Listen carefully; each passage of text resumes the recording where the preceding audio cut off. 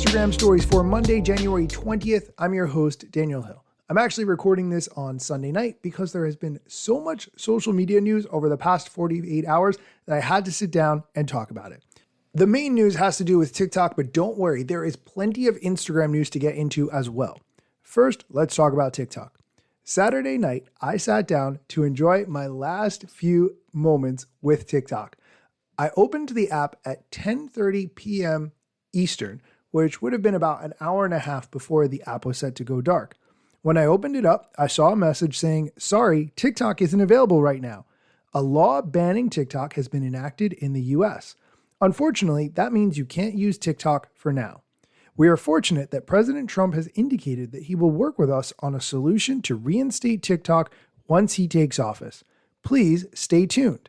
Your options were to learn more or close the app. You couldn't scroll, you couldn't DM anybody, you couldn't do anything other than either click learn more or close the app.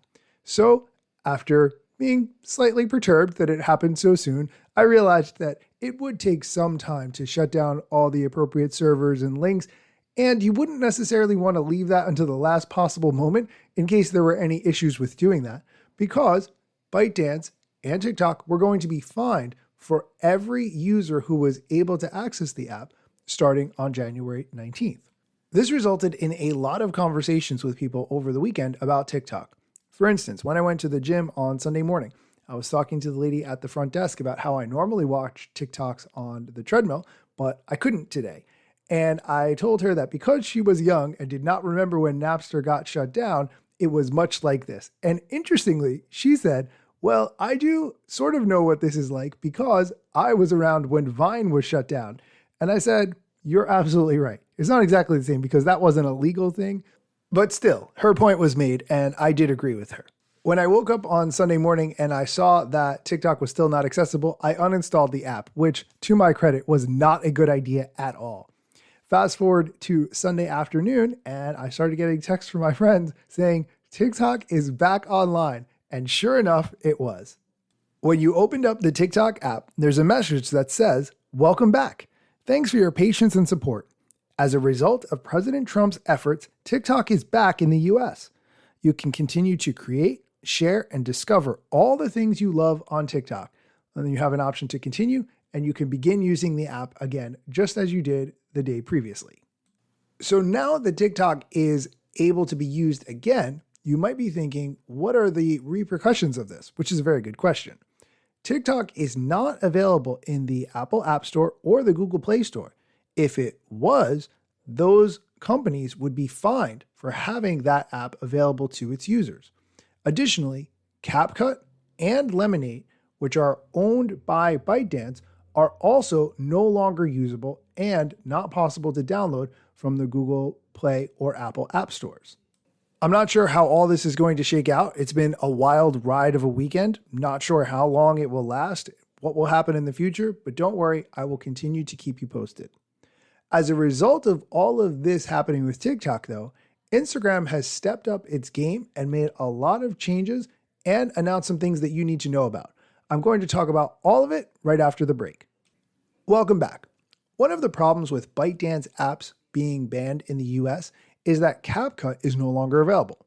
If you've not used CapCut before, it is a video editing app that is available both on your mobile device and your desktop, and it makes it pretty easy to make the kind of edits that TikTok and Instagram Reels have in the videos.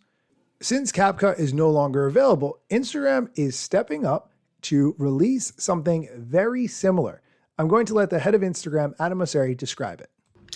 Today we're announcing Edits, a brand new app for making videos on your phone. Now there's a lot going on in the world right now, and no matter what happens, we think it's our job to create the most compelling creative tools for those of you who make videos for not just Instagram, but for platforms out there as we can. And Edits is hoping to do just that. And it's hoping not just to be an editing tool, but an entire full suite of creative tools for those of you who are passionate about making videos on your phone. It's not for people who are using desktop apps. It's not for people who are looking for templates. It's for people who use their phone to make short form videos. There's going to be a dedicated tab for inspiration and trending audio for you to get ideas. another tab for keeping track of all of your ideas, even if they're just rough drafts. There's a new higher quality camera, which I'm really excited about. I'm actually recording this on right now. All of the video editing tools you would expect. The ability to share drafts with friends and other creators. And then if you decide to share the video on Instagram as a reel, really powerful insights about how those reels are doing. Now you can pre-order this app in the iOS App Store starting today, Android coming soon, but it's not going to launch until February. We've been working with creators on this for a couple months now, and we're going to bring a bunch more creators into the fold over the next couple of weeks, and we're going to get a bunch of feedback and to continue iterating on the product. The first version is going to be incomplete, so please be patient, but I'm really excited to put this in all your hands. See you all soon. Peace. Okay, a lot of credit to the Instagram team for doing this, although I'm going to give them some negative points for two things. Number one, Android app should be available at the same time as iOS app. There's more Android users in the world than there are iPhone users, so we should not be treated as second-class citizens. Second, the lack of desktop app is very disappointing. I would like to have the same experience for editing on my mobile device as my desktop, and all of that should be seamless because sometimes I might edit a more complicated video on my laptop, or sometimes I might do a quick edit of something on my phone, but all of those should be centrally linked. Now I have to find another desktop video editing app to use. I'll probably go back to Adobe Premiere, but the point is Instagram should be offering a full and complete solution. Okay, now that you know about all that, there's another piece of Instagram news that Adam announced in his weekly Ask Me Anything. Someone asked the question, can you please bring the square grid back? This is referring to how photos on Instagram used to be square back in the day, but over time they became more full screen, vertical, taking up as much screen real estate as possible. Here's Adam Mosseri talking about this new feature that they're rolling out. We're rolling out a rectangle grid on Profile over the weekend. I know some of you really like your squares, and square photos are sort of the heritage of Instagram, but at this point, most of what's uploaded, both photos and videos, are vertical in their orientation, so portrait versus landscape or square. And it just is a bummer to overly crop them. So I know it's a change, I know it's a bit of a pain, but I think it's a transitional pain. I think people will, over the long run, be excited that more of their photos and more of their videos are actually visible as intended in the profile as opposed to aggressively cropped. Okay, so let's explain what that means. Now, when you go to your Instagram profile, the pictures that you uploaded will look on your profile the way you uploaded them. They won't be cropped. Instagram started with a taller grid. Now it is easier to customize which section of the photo you want to appear in your thumbnail. And they say that they are also planning to move highlights to the grid. The goal here is really to give people as much control over the grid as they would like. And bonus, the option to post directly and only add it to your grid is coming. So I will continue to keep you updated on this.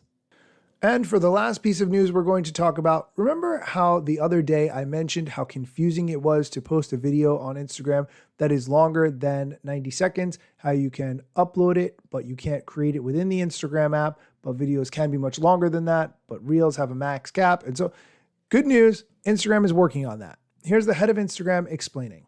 Starting today, you can upload Reels to Instagram up to 3 minutes long. Now, historically, it's only been 90 seconds, and that's because we've wanted to focus Instagram on short form video, not on long form video.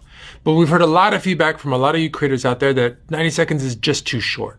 So we're hoping that upping that limit up to 3 minutes will help you tell the stories that you really want to tell. Let me know down below in the comments what you think. Peace. Okay, I just want to pause and mention that I recorded a show on Friday evening, and 48 hours later, this is all the social media news that happened. It is a crazy time to be involved in this industry. Am I right? That is going to do it for today's episode. As always, thank you for listening, and be sure to come back next time for more social media news, strategy, and other things that you need to know. Let me tell you a couple things that you should know about me. A product manager but do not have a bachelor's degree, but actually that's factually a fraction of me. Another fraction's posting content irregular and irrationally. Still probably won't get a job at the Gram. They forgot, they don't know, or don't care who I am. That's why you never see me at the parties and events. My lack of followers must make me irrelevant. Don't have a course, a book to sell to make a bag of grand. Not a social media marketer, don't represent any brands. Plain to see, don't have an agency, but I got a lot of spam. Just putting in my work, without the glitz and glam. Won't catch me eating fish, unless it's shrimp or clam. No six pack, no risk that, there's a gym card in my hand. Don't have a full-time job, but I got a lot of plans. Stay plotting, dropping knowledge on TikTok and Instagram.